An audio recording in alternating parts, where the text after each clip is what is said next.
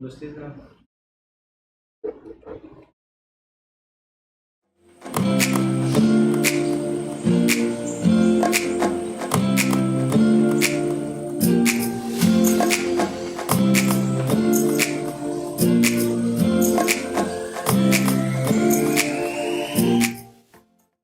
Olá pessoal, bem-vindos a mais um episódio do nosso podcast Vem de Zap.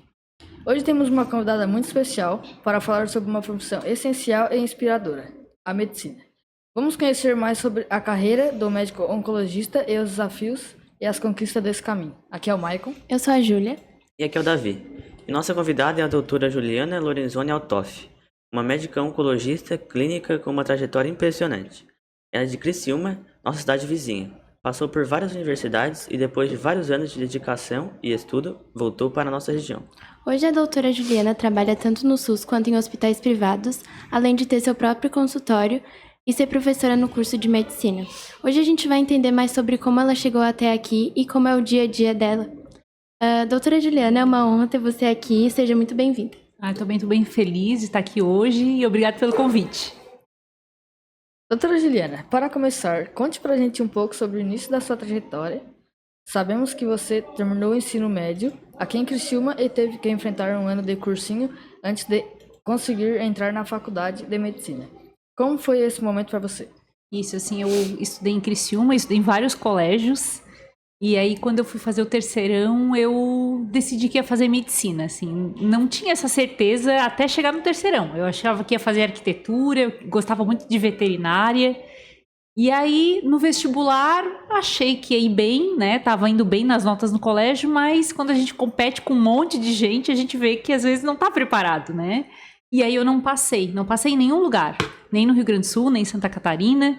E aí fui fazer um ano de cursinho, né? Esse ano de cursinho aí eu aprimorei mais os meus estudos e fiz o vestibular de novo e passei lá em Pelotas, né? E Pelotas é longe, para quem conhece a região aqui, né? Fica mais de 6 horas aqui de Criciúma e fui estudar lá porque eu só passei lá, né? E foi muito, muito bom porque aí a gente sai um pouco daquele privilégio do pai e da mãe, da casa da gente, né? E vai viver um pouco sozinho, assim, e aprender a se virar. Depois de passar no vestibular, você foi estudar medicina em Pelotas, né? Você já disse. Como foi essa mudança de cidade e o início do curso? E você sentiu a entrar na faculdade e ver que estava realmente começando o caminho para ser médica? Assim, eu venho de uma família de médicos, né? A minha mãe é médica, né? Até oncologista mesmo, especialidade da minha. Meu pai também é médico, é formado em medicina, meu tio, meus primos. Então, eu venho de uma família de médicos, né? Então, mais um médico na família não era uma surpresa. Mas foi tudo muito novo em Pelotas, né? Eu nunca tinha morado sozinha, né? E aí a gente tem que, como eu disse, aprender a se virar, né? Não tinha quem lavasse a minha roupa, cuidasse da casa, não tinha carro, era tudo a pé, né? Mas o curso de medicina é um curso muito fascinante, assim, né? E antes até de fazer medicina, né? Eu às vezes me esqueço disso, eu fiz 6 meses quase de engenharia civil. Né? E a engenharia é muito mais difícil que o curso de medicina, né? Então, assim, acho que eu me encontrei ali na área das biológicas, na área da saúde, né? E esses 5 anos que eu passei em Pelotas foram muito, muito bons, muito legais. Sabemos que depois da graduação você foi para Porto Alegre fazer residência em clínica médica e depois em oncologia no Hospital de Clínicas. O que fez você escolher essa área da medicina, especificamente a oncologia? Assim, na minha vida as coisas foram acontecendo, assim, é claro que eu fui estudando para as coisas acontecerem, mas eu nunca tive um planejamento, né? Às vezes a pessoa se planeja assim, eu quero estudar em tal lugar, quero fazer faculdade em tal lugar. Eu nunca pensei muito nisso. Eu disse, não, eu vou estudar e vou me preparar e se passar, passei e vamos enfrentar. E quando eu fui para Porto Alegre, foi mais ou menos nesse ritmo, assim, né? Na minha faculdade, a faculdade de medicina, ela até hoje é assim, são 6 anos. Quando eu terminei o 5º ano, eu tive a possibilidade, pelas minhas notas, né? Eu sempre tive notas boas, né? Bom, é importante a gente ter notas boas, né? Porque abre janelas, às vezes, portas que a gente, às vezes, não estava esperando e as notas ajudam, né? Então, eu fiz o meu 6º ano de medicina já em Porto Alegre, então fiquei já mais perto de Criciúma, né? E essas escolhas dos hospitais também foi porque eu passei só lá. né? Então, passei lá e fui para lá. E quando eu terminei, porque para fazer a minha especialidade, que é oncologia clínica, antes de fazer isso tem que fazer a medicina e tem que fazer 2 anos de clínica geral. E nesses 2 anos de clínica geral eu vi todas as especialidades e quando eu terminei a clínica geral eu achei que eu não ia fazer mais oncologia. Oncologia é uma especialidade, né? Hoje em dia a gente até chama ela também de cancerologia, porque é a especialidade que cuida dos pacientes com câncer. Eu achei que não era para mim, assim, e pensei em fazer intensivismo, que é aquele médico que trabalha na UTI. E aí, no último momento, assim, eu troquei para oncologia de novo e fiz a oncologia. Aí fiz realmente no Hospital de Clínicas, que é um hospital excelente em Porto Alegre, né? E fiquei lá por 2 anos e depois fiz meu mestrado lá também em Porto Alegre. E aí, depois eu voltei para cá. Como foi a experiência de fazer residência clínica, médica e, posteriormente, em oncologia? Quais foram os maiores desafios durante esse período de especialização? É que pela primeira vez, assim, depois que tu termina a medicina, tu tem realmente um contato direto, né, com os pacientes, e os pacientes passam a ser teus e tu tem uma responsabilidade. A faculdade de medicina, claro que a gente atende os pacientes, mas os pacientes, eles são da universidade, são dos ambulatórios, né? Quando tu faz residência, não, aí o paciente, ele é teu, né? Então, essa decisão de prescrever um remédio, de saber se esse remédio não vai fazer mal, né, de rever o paciente, de ouvir a família, as dificuldades, isso a gente aprende muito na residência. E como eu fiz uma especialidade que lida muito com a doença grave, né, essas reações também da família e dos pacientes são muito variadas, né? Uma coisa que eu vejo que, quem sabe, poderia ter sido melhor na minha especialidade é que a gente tivesse, quem sabe, um apoio melhor de um serviço de psicologia, né, de uma análise, porque lidar com a vida e com a morte, assim, diariamente não é fácil, né? Não é fácil. Após mais de uma década fora, você voltou para Criciúma. Como foi essa decisão de retornar para a sua cidade natal e continuar sua carreira aqui? Assim, aí de novo, né? As coisas foram acontecendo, né? Minha mãe já era médica aqui, eu não tinha nenhuma proposta para trabalhar em Porto Alegre e resolvi voltar, né? Quando eu voltei, foi muito mais fácil do que sair. Porque quando eu saí por minha conta. Quando eu voltei, eu tinha minha mãe, né? Que é da mesma especialidade da minha. Então, eu cheguei já com emprego, com consultório. Só que junto com essa facilidade vem a cobrança, né? Será que eu vou ser tão boa quanto ela? Será que eu vou ser melhor? Será que eu vou ser pior? A minha mãe é uma pessoa muito conhecida na cidade, né? Muita gente foi tratada pela doutora Tânia aqui no passado, a avó, o vô, né? E eu tinha essa cobrança dentro de mim e penso que as pessoas também tinham isso, né, em mente. Será que eu ia corresponder ao que a minha mãe também foi, né? E aí, à medida que a gente vai trabalhando, a gente vai criando a própria personalidade, o próprio jeito, né? E hoje eu tô um pouco mais desvinculada disso, mas não muito. Porque é bem comum, e quem sabe se eu for ali no pátio e perguntar quem já teve o vô, a avó, a tia, né, que consultou com a doutora Tânia, né, ali em Criciúma, certamente vai ter bastante aluno, né? Tem uma pergunta aqui, tipo, no início da sua carreira profissional, né, seus primeiros dias ali no hospital, tu, tipo, quando voltava pra casa, isso te afetava, tipo, bastante, assim, ver aquelas pessoas nesse estado? Assim, é muito difícil. E aí, às vezes, já me perguntaram em algumas entrevistas, mas vocês acostumam, né? Ver todo dia acostuma. Eu não gosto nada quando as pessoas falam isso que a gente acostuma. A gente não pode acostumar com uma coisa ruim, né? Acostumar com uma pessoa morrendo, acostumar com um pai de família não vendo os filhos crescer. A gente vai criando alguns mecanismos, porque a gente não pode, como médico, tratar o paciente como um familiar. Mas a gente tem que ter empatia, né? E a empatia, eu acho que é a palavra principal da medicina, né? Que é se colocar no lugar do outro, né?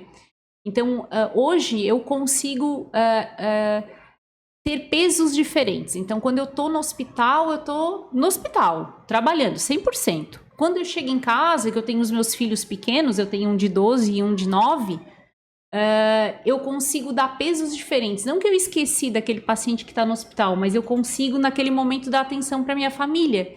E eu acho que isso acontece em todas as profissões. Eu acredito que os pais de vocês também, né? Quando vão para casa, né? A gente tem que cuidar da casa, cuidar dos filhos, e aí volta para o trabalho, e aí o peso é outro no trabalho.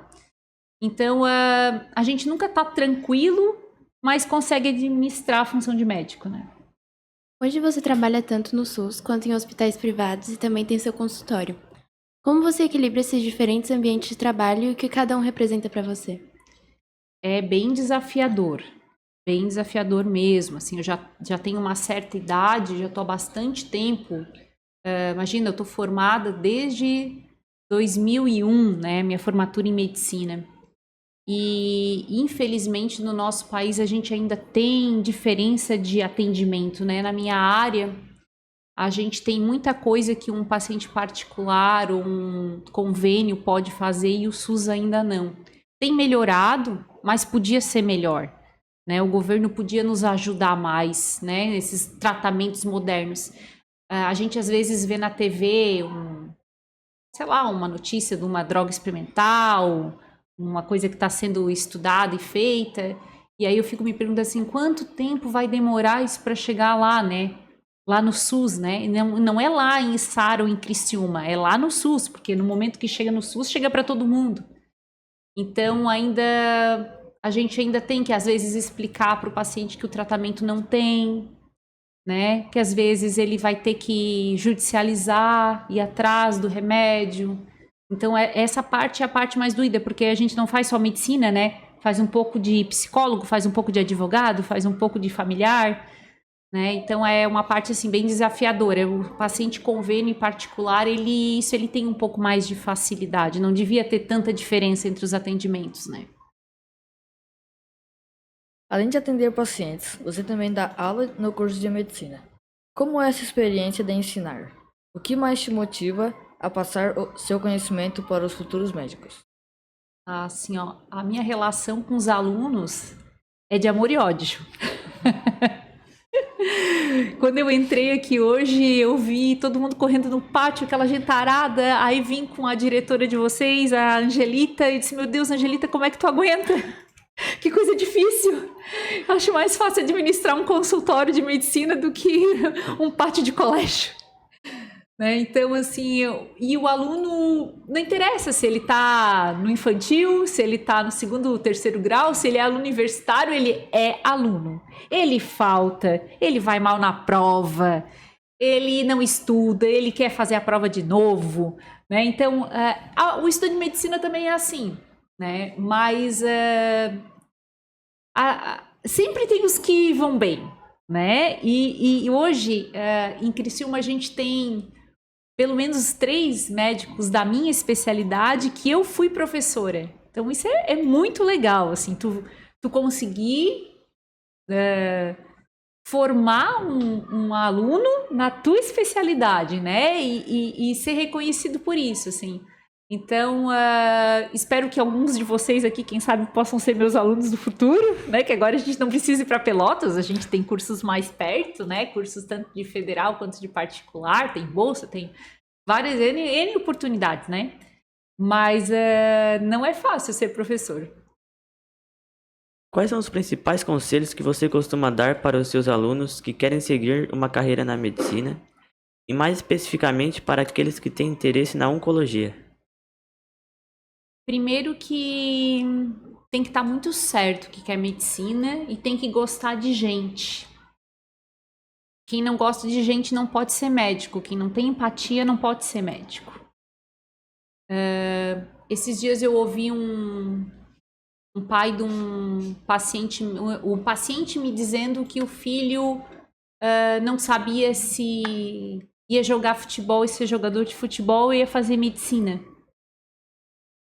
São coisas tão diferentes, né? Assim, e esse desejo, às vezes, do pai de ter o filho médico, isso não é assim, né? Não é assim. A gente só vai ser bom naquilo que a gente realmente gosta. E eu vejo alunos de medicina hoje que não gostam de medicina. né? Então, acho que a gente tem que fazer o que a gente gosta e ser bom naquilo que a gente gosta, né? Nenhuma profissão é melhor ou pior que a outra. A gente precisa de todas as profissões. Então, é isso que eu tento deixar bem claro. E eu também tenho um outro caso para contar, que é uma ex-aluna minha, que a mãe dela veio conversar comigo um pouco braba, porque ela queria que a filha fizesse dermatologia, né, que cuida da pele, e a filha disse que ia fazer cancerologia, que cuida de câncer. Mas como, né? Tão mais fácil cuidar da pele do que cuidar de câncer. Mas a filha dela queria ser cancerologista, e hoje a filha dela é cancerologista num hospital muito importante do Rio de Janeiro. Então, não adianta, se a gente quer e é bom naquilo, a gente tem que ir atrás, né? Essa é a minha ideia, assim. Na oncologia, você lida diariamente com pacientes que enfrentam um diagnóstico complexo e muitas vezes desafiador. Como é para você lidar com essas situações e manter o equilíbrio emocional do trabalho? Não é fácil, assim, né? Não é nada fácil. Não é só lidar com o paciente, a gente lida com a família também, né? E eu acho que hoje já vim numa geração um pouco diferente. Antigamente, o paciente não fazia parte da decisão, né? Ele era a palavra paciente às vezes vem de paciente, ele ficava ali como paciente, né? Ele só recebia aquilo que lhe era proposto. Hoje em dia não, né? Eu acho que o paciente ele está mais esclarecido, a família, a internet, o que a gente está fazendo hoje aqui, né? Ajuda muito a divulgar o que a gente faz, do jeito que a gente faz e deixar que o paciente decida por ele também, que ele faça parte da decisão. E toda vez que o paciente sabe o que tem e consegue compartilhar das decisões, dos desejos, nos alivia como médico e acho que a gente trata a pessoa melhor, né? Trata mais como ser humano e não como só mais um paciente, né? Então é isso que eu tento, assim. Eu não gosto muito quando os meus pacientes não sabem o que tem, né? Eu acho que a gente tem que trabalhar com a verdade, né? E isso faz com que a gente faça uma medicina melhor hoje. Mas, tipo assim, tá falando isso, né? Que atualmente tem mudado. Mas bem no início, quando você começou, daí não era muito esclarecido com o paciente, as coisas assim?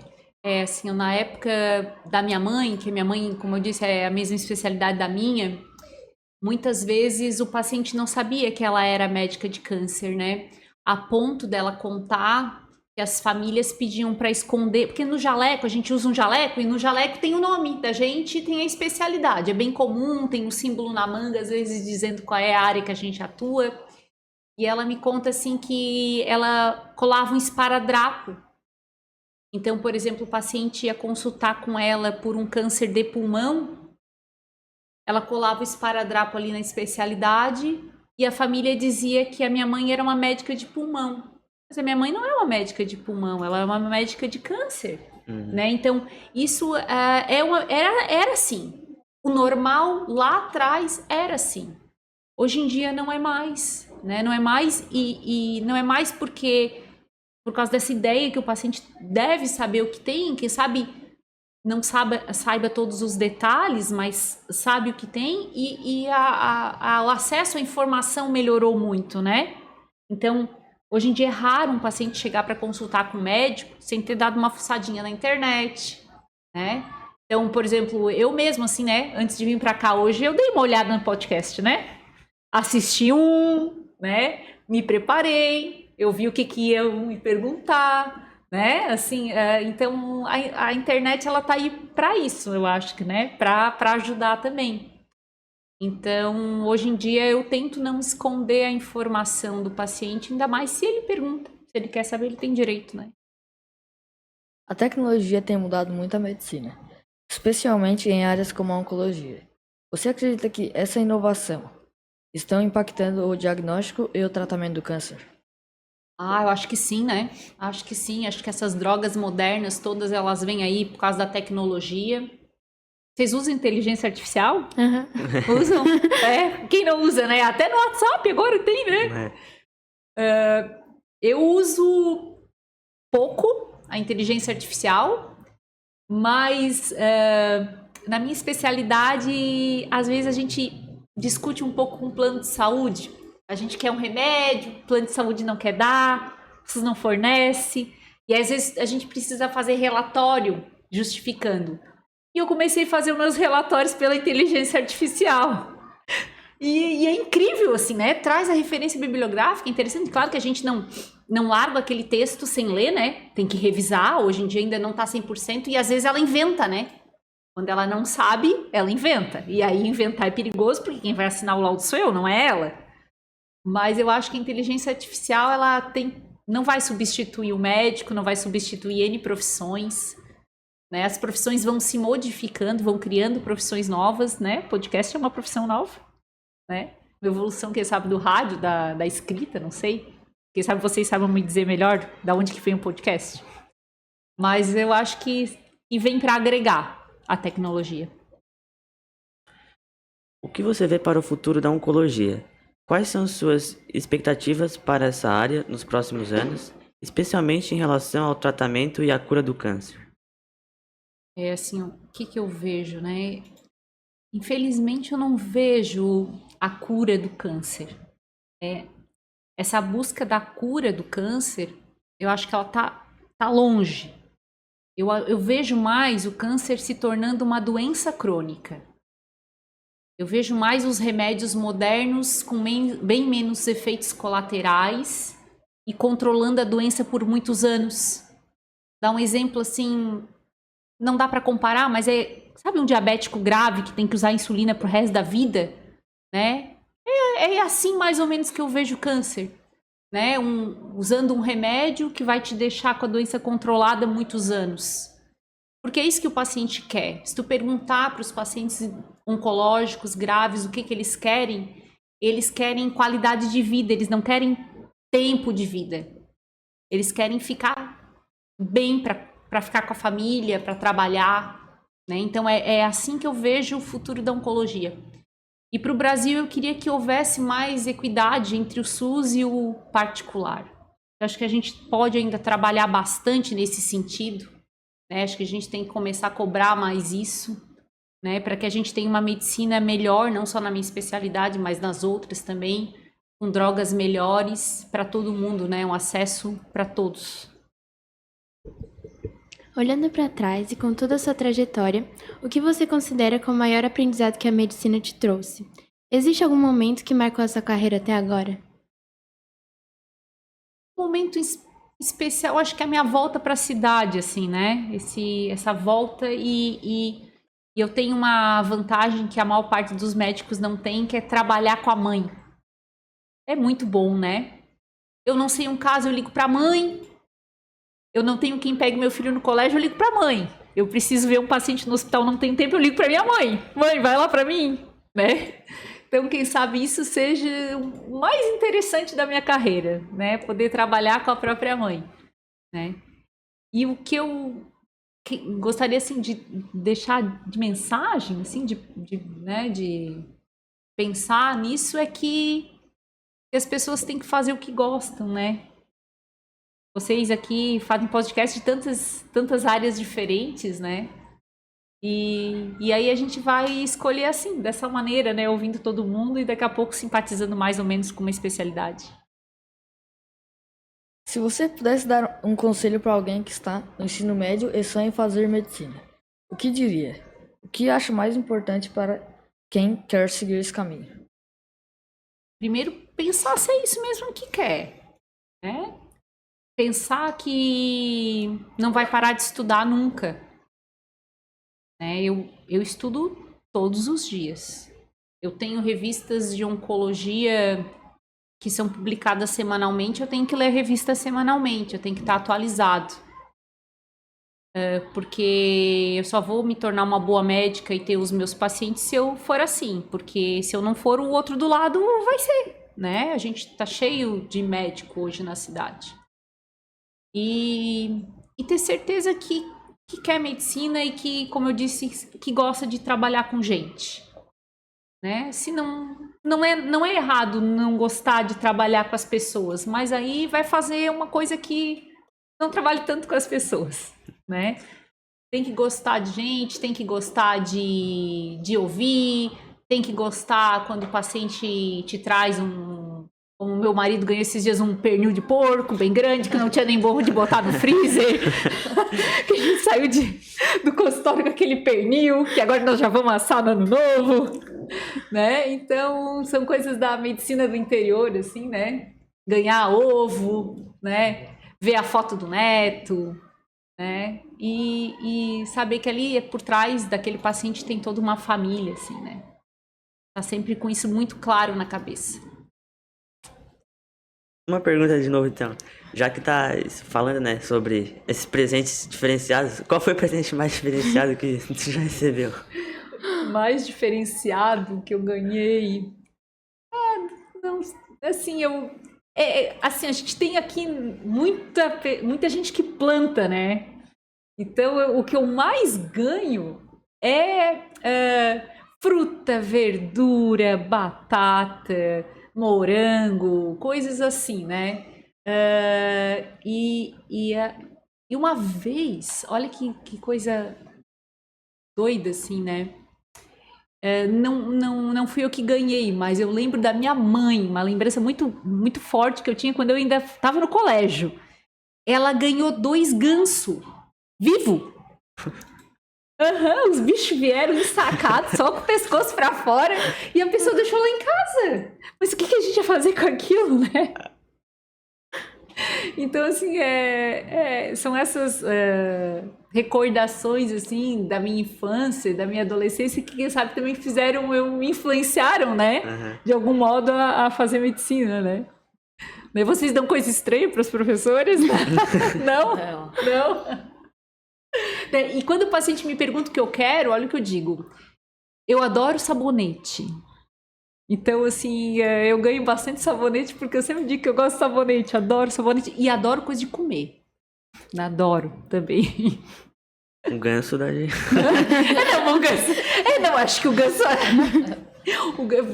Continuando a história do ganso, o ganso foi morto, né? Depois, né? Mas coisas de comer são sempre bem-vindas, assim. Por fim, para quem já está na faculdade de medicina ou começando a pensar em uma especialização, qual seria a sua dica para que eles escolham a área que realmente se conecte com eles? Que experimente todas as áreas. Que quando a gente entra no curso de medicina, eu pergunto lá para os alunos, o que vocês vão fazer? Aí um lá diz, eu vou fazer ortopedia, eu vou fazer ginecologia, obstetrícia. Não é bom. É bom quando a gente entra no curso com a cabeça aberta, isso qualquer curso. Porque aí tu vai experimentar todas as áreas, até áreas que tu nem sabia que existia, né? E aí vai deixar para decidir mais para frente. E se a gente tiver contato com todas essas especialidades e tiver um currículo, assim, né, que a gente tem que montar na medicina, é muito comum, tem que montar currículo, publicar artigo, organizar congresso, né, importante, conta lá no final para a prova de especialidade. Quanto mais variado isso, melhor, ao meu ver. Então, tentar entrar com a cabeça aberta, né, indo em tudo, participando de tudo, e aí vai escolher conforme a afinidade. Doutora Juliana, foi uma honra ter você aqui com a gente hoje e conhecer mais sobre a sua trajetória e sobre como é ser uma oncologista. Obrigada por compartilhar a sua história e a sua trajetória. Eu que agradeço. Eu falo bastante, mas espero ter contribuído aí para o podcast de vocês e vocês estão de parabéns, assim, achei essa ideia um máximo, né? Vou espalhar para os meus colegas, quero a gravação depois para me ouvir de casa e obrigado pelo convite. Com certeza foi inspirador ouvir a sua jornada. Sua dedicação e compromisso com a saúde são um exemplo para todos nós. E assim a gente encerra mais um episódio do Vende Zap. E para não deixar passar em branco, preparamos uma surpresa especial para você. Olha só esse chaveiro personalizado que a gente fez no Espaço Maker da escola. Tem um QR Code que leva direto para o nosso canal do YouTube. E aí galera, não esqueçam de seguir a gente no Spotify e no YouTube, para não perder nenhuma novidade. Valeu, doutora Juliana. Até a próxima. Até a próxima, obrigada. Uma perguntinha antes de acabar tudo, né? Torce pra algum time de futebol, assim? Eu torço pro Criciúma, mas tá ralado, né? Ontem não foi um bom dia. É.